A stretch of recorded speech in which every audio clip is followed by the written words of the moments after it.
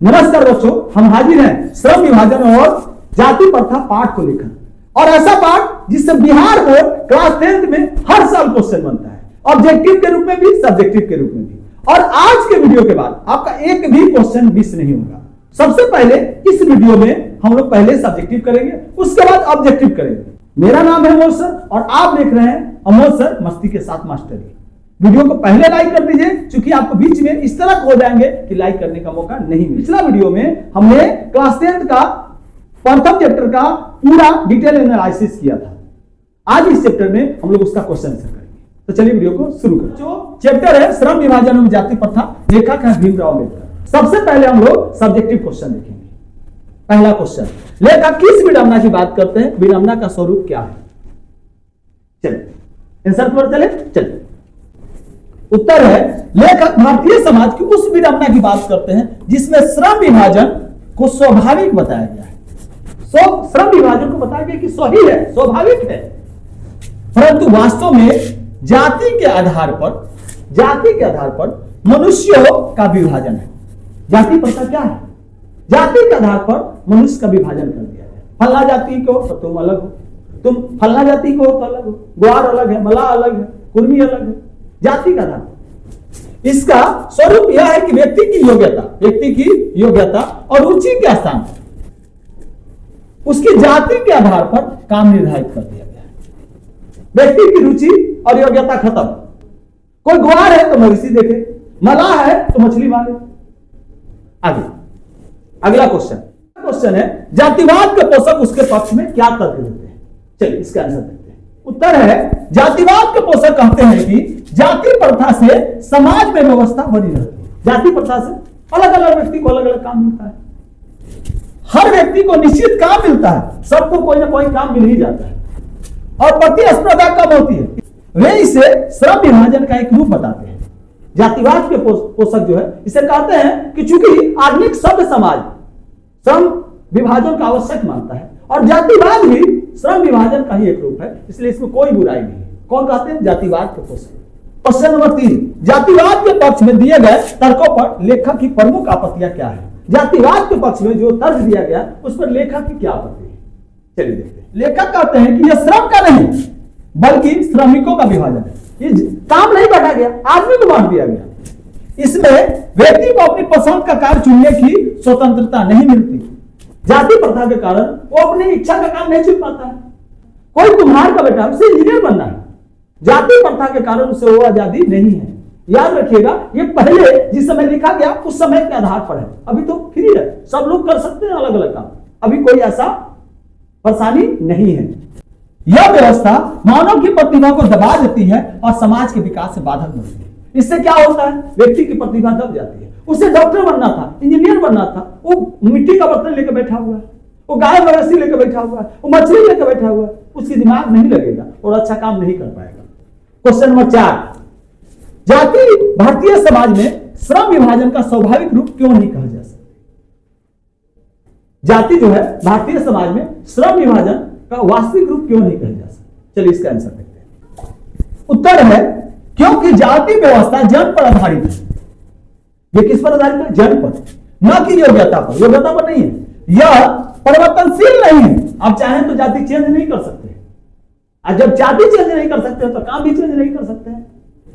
इसलिए इसे स्वाभाविक श्रम विभाजन नहीं कहा जा सकता, इसलिए इसे सही श्रम विभाजन नहीं कहा जा सकता। कौन कह रहा है? लेखक कह रहे हैं कि भाई आप जाति तो बदल नहीं सकते हैं, और जाति नहीं बदलाएगा तो काम नहीं बदलाएगा, और काम जब नहीं बदलाएगा तो भैया आप तो मर गए, आपके रुचि पर काम मिला ही नहीं। चलिए अगला क्वेश्चन नंबर 5, जाति प्रथा भारत में बेरोजगारी का एक प्रमुख और प्रत्यक्ष कारण कैसे बनी हुई है? चलिए आंसर देखें। चलिए, और ये क्वेश्चन ना जाने कितना बार पूछा हुआ है, 5-6 बार तो पूछ चुका अभी। चलिए देखते हैं। जाति प्रथा में व्यक्ति को अपनी जाति के पारंपरिक काम तक सीमित कर दिया जाता है। जो बाप दादा कर रहे थे वही बेटा पोता करेगा, सीमित कर दिया गया, वो काम नहीं बदल सकता। जब तक वह कार्य समाप्त हो जाता है, उसकी मांग कम हो जाती है, तो व्यक्ति बेरोजगार हो जाता है। आज कुम्हार का बेटा क्या करेगा? मिट्टी का बर्तन का उतना काम नहीं है, और इस स्थिति में कुम्हार का बेटा अगर कुम्हारी वाला काम करना चाहे तो बेरोजगार हो जाएगा, उसको उतना काम नहीं मिलेगा। इसलिए जाति प्रथा में बेरोजगारी का कारण बनती है और इसीलिए जाति प्रथा जो है बेरोजगारी का कारण बनती है। अगला क्वेश्चन देखते हैं, क्वेश्चन नंबर 6। नंबर 6 है, लेखक आज के उद्योगों में गरीबी और उत्पीड़न से भी बड़ी समस्या किसे मानते हैं और क्यों? ये कई बार पूछ चुका है, हम लोग इसका आंसर देंगे। उत्तर है, लेखक जाति प्रथा को गरीबी और उत्पीड़न से भी बड़ी समस्या मानते हैं। जाति प्रथा जो है गरीबी और उत्पीड़न से भी बड़ी समस्या है लेखक के अनुसार, क्योंकि यह समाज को एकता से वंचित कर देती है और लोकतंत्र की भावना को कमजोर करती है। यानी एकता नहीं हो पाता समाज में और लोकतंत्र खत्म हो जाता है। क्वेश्चन नंबर 7, ये भी महत्वपूर्ण क्वेश्चन, ये भी कई बार पूछ चुका है। क्या है? लेखक ने पाठ में किन प्रमुख पहलुओं से जाति प्रथा को हानिकारक प्रथा के रूप में दिखाया है?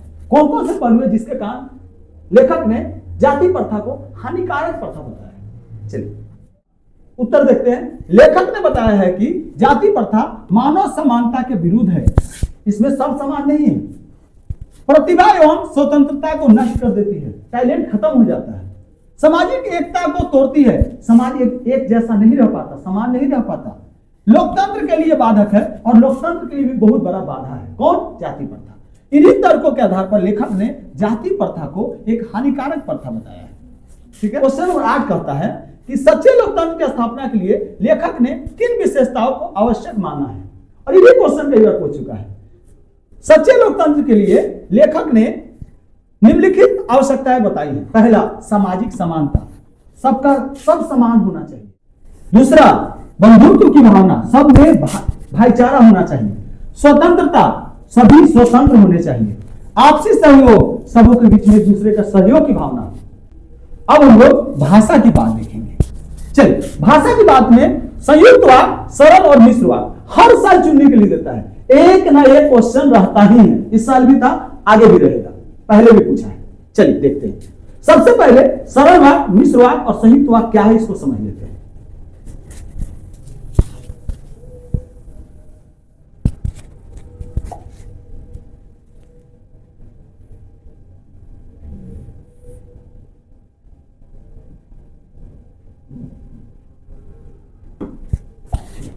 सबसे पहला है सरल वाक्य, जिसमें एक ही कर्ता और एक ही क्रिया हो, एक कर्ता हो एक क्रिया हो। जैसे जाति प्रथा समाज के विकास में बाधक है, जाति प्रथा कर्ता हो गया और है क्रिया हो, एक कर्ता एक क्रिया, सरल। संयुक्त वाक्य, जिसमें दो या दो से अधिक स्वतंत्र उपवाक हो, दो या दो से अधिक उपवाक और सब जुड़ जाएगा। जैसे जाति प्रथा समाज को विभाजित करती है, एक वाक्य। यह मानव समानता के विरुद्ध है, दूसरा वाक्य। और इसमें कर्ता और क्रिया भी अनेक हो जाएगा। जैसे जाति प्रथा एक कर्ता हो गया, विभाजित करती है क्रिया हो गया। यह कर्ता है, यह सर्वनाम भी है और है क्रिया हो गया। चलिए आगे देखते हैं मिश्र वाक्य।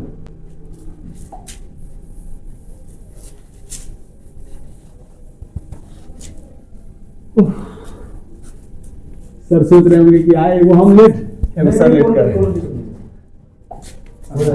मुझे ठीक नहीं लग रहा है सर, हमारी बेटी थोड़ा सा देख दी रहती ना, हो जाता है सर। हम भी कितना किए, क्या करिए, बहुत टफ काम है, लेकिन सर आसान काम नहीं। तब रिकॉर्डर है सर, समझ रहे हैं कितना मेहनत लगेगा। तीसरा है मिश्र वाक्य। मिश्र वाक्य का क्या मतलब? एक उपवाक्य हो और दूसरा उस पर आश्रित वाक्य। जैसे लेखक कहते हैं कि जाति प्रथा समाज के लिए हानिकारक है। यहां देखिए, लेखक कहते हैं मुख्य वाक्य हो गया, लेखक कर्ता हो गया, है क्रिया हो गया। कि जाति प्रथा समाज के लिए हानिकारक है, यहां जाति प्रथा फिर कर्ता है और है क्रिया है। तो एक मुख्य वाक्य हो गया और दूसरा उस पर 2, 3, 4 उस पर सहायक उपवाक्य हो जाएगा। चलिए अगला है विलोम बताना है, विलोम शब्द। तो सत्य का विलोम असत्य, विभाजन का एकता, निश्चय का अनिश्चय, उच्च का नीच, स्वतंत्रता का परतंत्रता, दंड का पुरस्कार, सृजन का विनाश, रक्षा का आक्रमण, पूर्व निर्धारण का अनिश्चितता। प्रश्न 3 है, पाठ से विशेषण चुने, विशेषण जो विशेषता बताने वाला और उनका स्वतंत्र वाक्य में प्रयोग करना, उनका वाक्य में प्रयोग करना। किस चीज में? वाक्य में। चलिए विशेषण और वाक्य देखते हैं। जैसे सामाजिक विशेषण है और वाक्य हो गया सामाजिक समानता आवश्यक है। हानिकारक विशेषण है और वाक्य हो गया जाति प्रथा एक हानिकारक प्रथा है। हमारा ऑब्जेक्टिव प्रश्न, और इससे भी हर साल क्वेश्चन बनता है। चलिए आगे बढ़ते हैं। पहला क्वेश्चन है श्रम विभाजन और जाति प्रथा के लेखक हैं। जी हां, भीमराव अंबेडकर। दूसरा क्वेश्चन है श्रम विभाजन और जाति प्रथा किस प्रकार की विधा है। यहां से भी क्वेश्चन बनता है, पूछ लेता है कि कौन सी विधा है, तो याद रखिएगा क्या है, निबंध है। तीसरा क्वेश्चन है डॉक्टर अंबेडकर की प्रसिद्ध पुस्तक एनिहिलेशन ऑफ कास्ट का हिंदी अर्थ क्या है। याद रखिएगा जाति का विनाश, ये सही आंसर है। अगला है हु वेयर द सुराज किसकी रचना है। जी हां, सही आंसर है भीमराव अंबेडकर। अगला क्वेश्चन, आगे बढ़ते हैं। क्वेश्चन नंबर 5 है द अनटचेबल्स पुस्तक के लेखक कौन है। सही आंसर, जी हां, भीमराव अंबेडकर।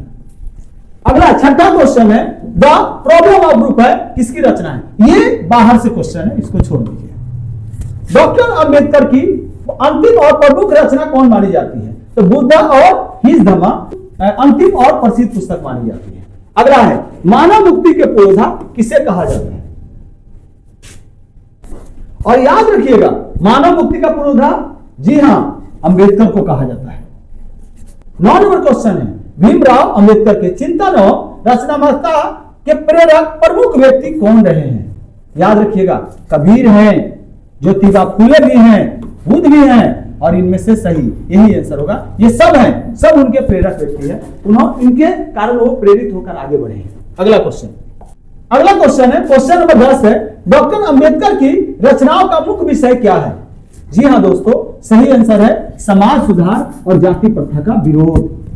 अगला क्वेश्चन है क्वेश्चन नंबर 11 है डॉक्टर अंबेडकर का जन्म कब हुआ। जी हां दोस्तों, 14 अप्रैल 1891 ईस्वी। अगला क्वेश्चन है क्वेश्चन नंबर 12 डॉक्टर अंबेडकर का जन्म स्थान कहां है। याद रखिएगा महू मध्य प्रदेश। और किस परिवार में हुआ था, दलित परिवार में। यह भी क्वेश्चन बन जाता है। अगला क्वेश्चन है डॉक्टर अंबेडकर को किस नाम से जाना जाता है। चले संविधान निर्माता, मानव मुक्ति के पुरोधा, बाबा साहेब, इस सब नाम से इनको जाना जाता है। अगला क्वेश्चन है क्वेश्चन नंबर 14 श्रम विभाजन को लेखक ने किस रूप में स्वीकार किया है। याद रखिएगा हानिकारक प्रथा बताए हैं, हानिकारक रूप में इसको स्वीकार किया है। अगला क्वेश्चन है जाति, क्वेश्चन नंबर 15 है जाति प्रथा किसका विभाजन है। याद रखिएगा यह श्रमिकों का विभाजन है। आगे बढ़ते हैं। क्वेश्चन नंबर 16 है जाति प्रथा का आधार क्या है। चलिए, जाति प्रथा को जन्म के आधार पर बांटा जाता है। अगला क्वेश्चन है 17 डॉक्टर अंबेडकर ने किस धर्म को अपनाया। याद रखिएगा डॉक्टर अंबेडकर अंतिम समय में अपने धर्म को बदल लिए थे और हिंदू धर्म से कहां चले गए थे, बौद्ध धर्म में। क्वेश्चन नंबर 18 है डॉक्टर अंबेडकर का निधन कब हुआ, और सही आंसर है 6 दिसंबर 1956। एनिहिलेशन 19 नंबर क्वेश्चन है एनिहिलेशन ऑफ कास्ट का संबंध किस विषय से है, और सही आंसर है जाति प्रथा। क्वेश्चन नंबर 20 और अंतिम क्वेश्चन है श्रम विभाजन और जाति प्रथा का मुख्य उद्देश्य क्या है। याद रखिएगा जाति प्रथा का विरोध। आगे भी हम लोग क्लास 10 के सभी चैप्टर का इसी तरह विश्लेषण करेंगे, सभी महत्वपूर्ण क्वेश्चन आंसर करेंगे और ऐसा तैयारी करेंगे कि एक भी मार्क्स आपका छूटेगा नहीं। हिंदी में 100 में 100 मार्क्स आएगा। अगर आप इस तरह के वीडियो और देखना चाहते हैं तो वीडियो को लाइक कर दीजिए, चैनल को सब्सक्राइब करना बिल्कुल मत भूलिए।